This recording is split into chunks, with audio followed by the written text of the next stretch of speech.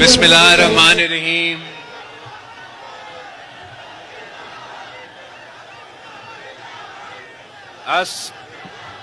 السلام علیکم۔ جیے بھٹو۔ ساتھیو، آج ہم یہاں ایک بار پھر پاکستان کے کونے کونے سے پاکستان کے عوام نے غریب خدا بخش میں شہید محترمہ بے نظیر بھٹو کی برسی منانے کے لیے ہمارے قائد کو سلام پیش کرنے کے لیے اکٹھے ہوئے ہیں۔ شہید محترمہ بے نظیر بھٹو اس ملک کی غریب عوام کی نمائندہ تھی۔ شہید محترمہ بے نظیر بھٹو اس ملک کی پسماندہ علاقوں کی نمائندہ تھی۔ شہید محترمہ بے نظیر بھٹو اس ملک کی کمزور طبقے کی نمائندی تھی۔ شہید محترمہ بے نظیر بھٹو آپ کی نمائندہ تھی، میرا نمائندہ تھی۔ اور جس بہادری کے ساتھ شہید محترمہ بے نظیر بھٹو نے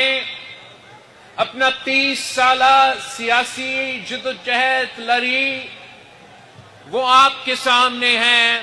اور وہ دنیا کے سامنے ہے، وہ تاریخ کا ایک حصہ بن چکا ہے کہ شہید محترمہ بے نظیر بھٹو دنیا کی پہلی مسلم خاتون وزیر اعظم بنی۔ شہید محترمہ بے نظیر بھٹو نہ صرف پاکستان کی مگر عالمی سطح پر لیڈر مانا جاتی تھی۔ وہ آپ کی آواز کو، پاکستان کے کسانوں کی آواز کو، پاکستان کے مزدوروں کی آواز کو، پاکستان کی محنت کش طبقہ کی آواز کو بین الاقوامی سطح تک پہنچاتی تھی۔ وہ اس ملک کی عوام کی حقیقی نمائندہ تھی۔ وہ آپ کی آواز بنی اور آپ ہی کے حقوق کے لیے جدوجہد کرتی رہی اور آخرکار شہادت قبول کی، مگر آپ کی موقف پہ سودا نہیں کی، اپنی نظریہ پہ سودا نہیں کی، اپنی منشور پہ سودا نہیں کی، پیچھے نہیں ہٹی، نہ کسی آمر کے سامنے نہ کسی دہشت گرد کے سامنے وہ کبھی جھکی۔ وہ کھڑی رہی، آخری دم تک کھڑی رہی، مگر آپ کی مقدمہ لڑتی رہی، پیچھے نہیں ہٹی۔ اور جنہوں نے شہید محترمہ بے نظیر بھٹو کو شہید کیا، ان کا یہ غلط فہمی تھا کہ اب جبکہ شہید محترمہ بے نظیر بھٹو موجود نہیں ہوگی تو سندھ کی آواز، بلوچستان کی آواز، پختونخوا کی آواز، وسیب کی آواز، پنجاب کی آواز، وفاق کی آواز، گلگت بلتستان اور آزاد کشمیر کے حقیقی آواز ہمیشہ کے لیے دب جائے گی، اور پاکستان میں صرف اور صرف سیاسی کٹپٹلیاں ہوں گے جو اپنے اقتدار کے خاطر، اپنے کرسی کے خاطر موقف پہ بھی سودا کرنے کے لیے تیار ہوتے ہیں، نظریہ پہ سودا کرنے کے لیے تیار ہوتے ہیں، منشور پہ سودا کرنے کے لیے تیار ہوتے ہیں، پاکستان کے عوام کے حق پہ سودا کرنے کے لیے تیار ہوتے ہیں، صوبوں کے حق پہ سودا کرنے کے لیے تیار ہوتے ہیں، پاکستان کا نیشنل سیکیورٹی پہ، ہمارا اٹامی احساسوں پہ سودا کرنے کے لیے تیار ہوتے ہیں، سب کچھ کرنے کے لیے تیار ہوتے ہیں، ملک کو نقصان پہنچانے کے لیے تیار ہوتے ہیں، بس ان کو اسلام آباد کی کرسی پہ بیٹھنے کا شوق ہوتا ہے۔ اور آج تک 27 دسمبر 2007 سے لے کے آج تک جو نقصان پاکستان اٹھا رہا ہے، جو نقصان آپ اٹھا رہے ہو، جو اس ملک کے عوام آج تک اگر مشکل میں ہیں تو صرف اس لیے کہ تم نے شہید محترمہ بینظیر بھٹو کو شہید کیا اور ہم پہ یہ کٹپٹلیوں کو مسلط کیا۔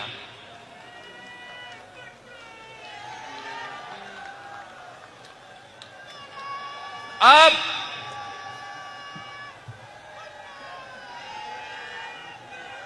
پاکستان ایک ایسا جگہ پہ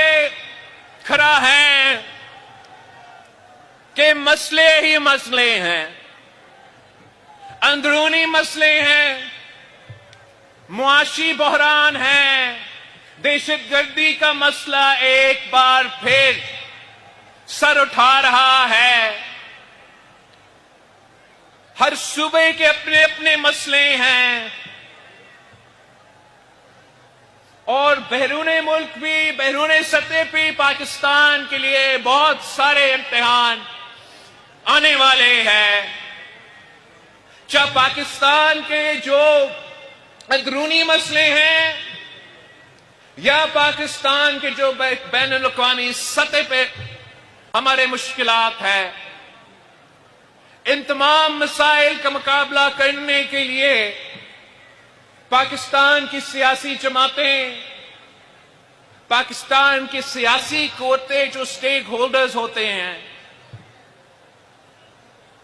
ان کو مل کے ان مسائل کا مقابلہ کرنا پڑے گا۔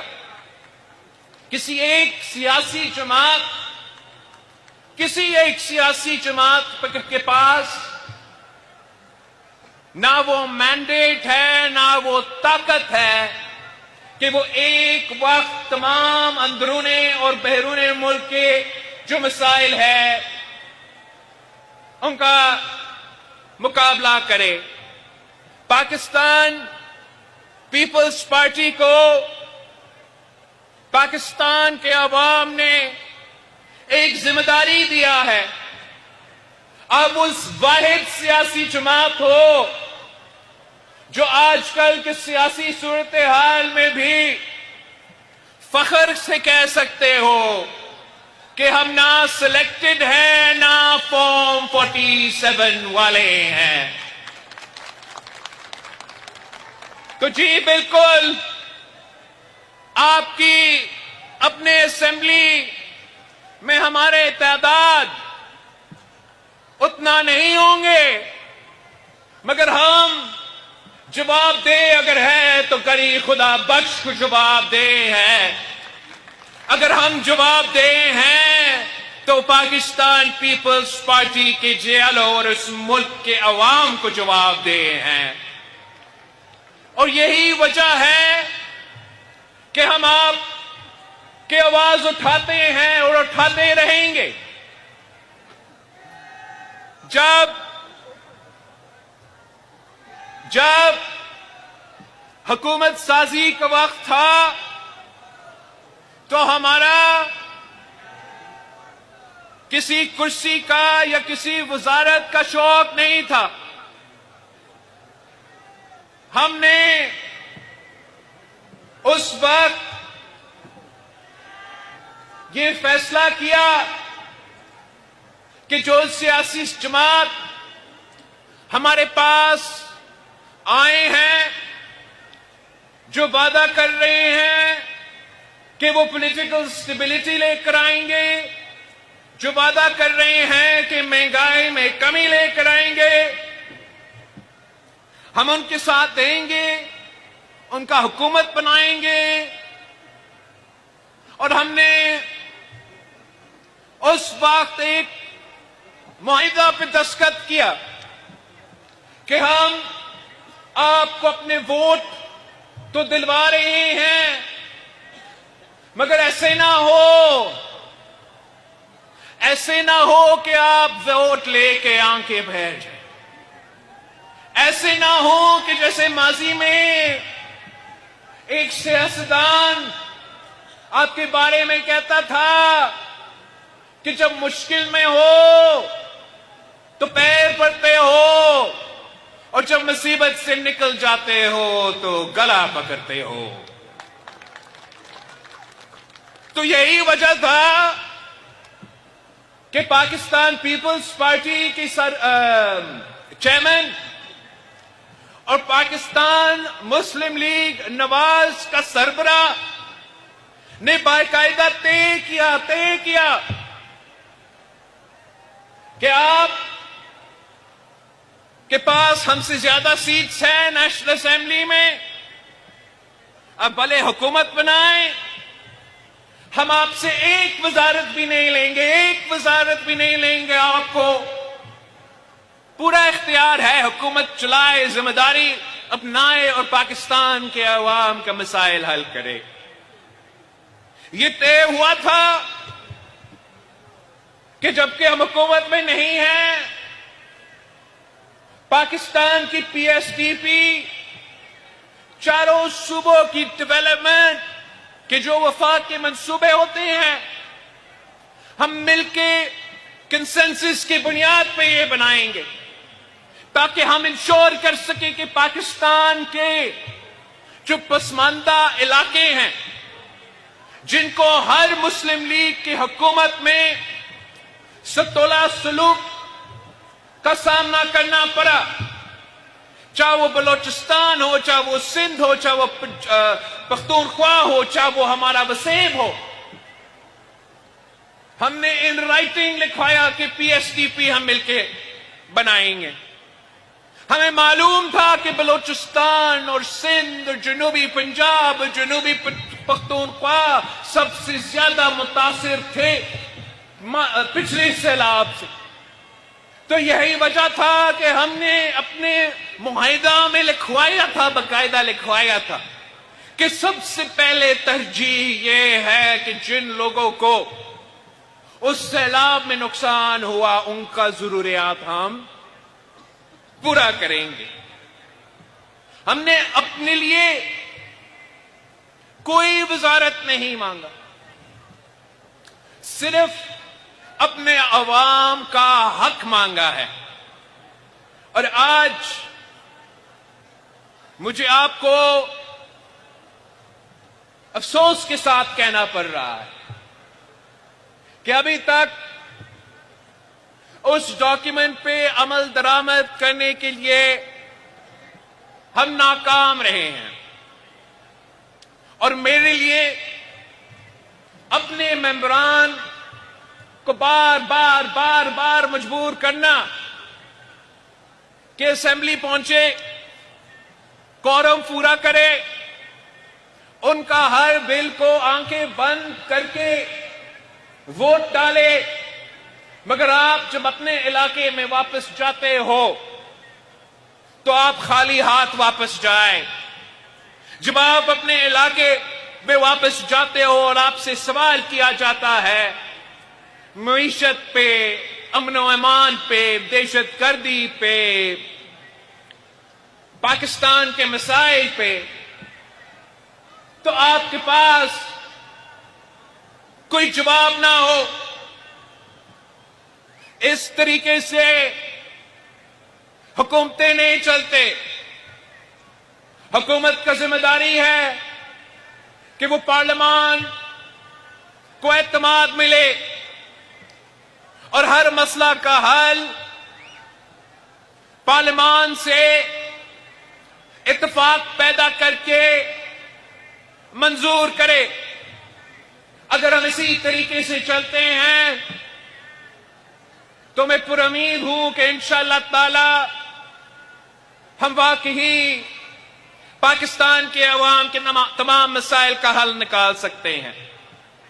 حکومت کے پاس یک طرفہ فیصلے کرنے کا مینڈیٹ موجود نہیں ہے. پارلیمان میں حکومت کا یک طرفہ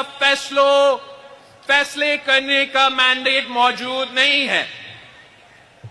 حکومت کے پاس اگر کوئی مینڈیٹ ہے تو وہ اجتماعی فیصلے کنسنسس پہ مبنی فیصلے کا مینڈیٹ ہے اس حکومت کے پاس. اور میں حکومت کو یہی تجویز دیتا ہوں اور صدر پاکستان سے اپیل کرتا ہوں کہ بطور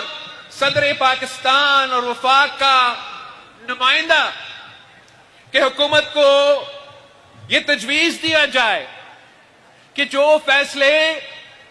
اتفاقی رائے سے لیے جاتے ہیں وہ طاقتور فیصلے ہوتے ہیں، وہ مسائل کے اصل حل نکالتے ہیں.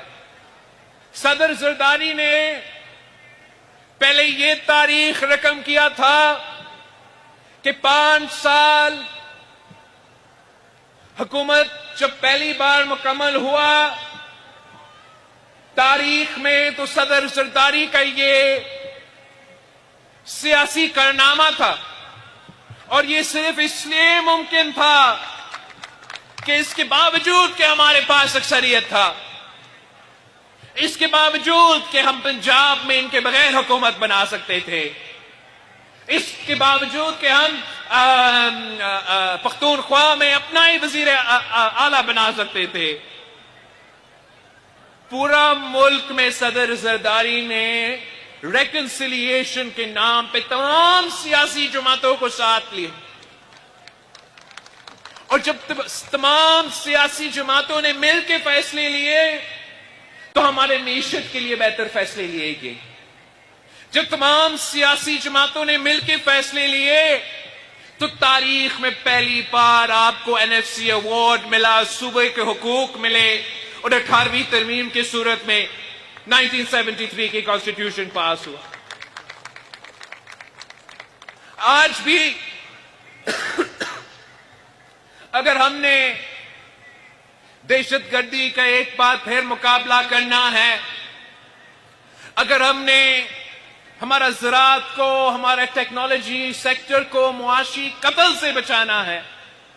اگر ہم نے سیاسی سٹیبلٹی قائم کرنا ہے تاکہ ہم بین الاقوامی سازشوں کا مقابلہ کر سکیں، تو تمام فیصلے اتفاق رائے سے لینے پڑیں گے. اس وقت جو لوور ریپیرین ہیں ان کا حکومت کے جو کنالز کا پالیسی ہے اس پہ سخت اعتراض ہے. یہ بھی یک طرفہ فیصلہ ہے، ہمارا معاہدہ کی خلاف ورزی ہے. اس کے ساتھ ساتھ کچھ ایسے فیصلے جو معیشت کے حوالے سے ہیں، کچھ ایسے فیصلے جو قانون سازی کے حوالے سے ہیں، ان تمام ایشوز پہ انشاءاللہ تعالی پاکستان پیپلز پارٹی کا کوشش یہی رہے گی کہ ہم آپ کا نمائندگی کرتے ہوئے جتنا سیاسی سپیس موجود ہے اسی سیاسی سپیس میں آپ کا حقوق کا تحفظ کریں اور پاکستان کے مسائل کا حل نکالیں. میں آخر جو بین الاقوامی سازش پاکستان کے خلاف پک رہا ہے، جس کا مقابلہ کرنے کے لیے ہمیں ایک ہونا پڑے گا. سیاست کو ایک طرف رکھ کے پاکستان کا اور پاکستان کا دفاع کا سوچنا پڑے گا. آپ کو معلوم ہے کہ قائد عوام شہید ذوالفقار علی بھٹو پاکستان کا اٹامک طاقت کی بانی ہیں، اور آپ کو یہ بھی معلوم ہے کہ قائد عوام کو تخت دار پہ پہنچانے میں ایک جو سب سے بڑا جرم بین الاقوامی طاقتوں کی نظر میں وہ یہ تھا کہ قائد عوام نے اسلامک بم بنا دیا. آپ کو یہ بھی معلوم ہے کہ شہید محترمہ بے نظیر بھٹو نے پاکستان کو میسائل ٹیکنالوجی دلوائی. مطلب کہ اگر شہید ذوالفقار علی بھٹو نے ایٹم بم دلوایا تو اس کا جو بندوق ہے، وہ جو میسائل ہے جس پہ آپ وہ ایٹامک ویپن باندھ کے فائر کر سکتے ہو، وہ طاقت شہید محترمہ بے نظیر بھٹو نے دلوائی تھی.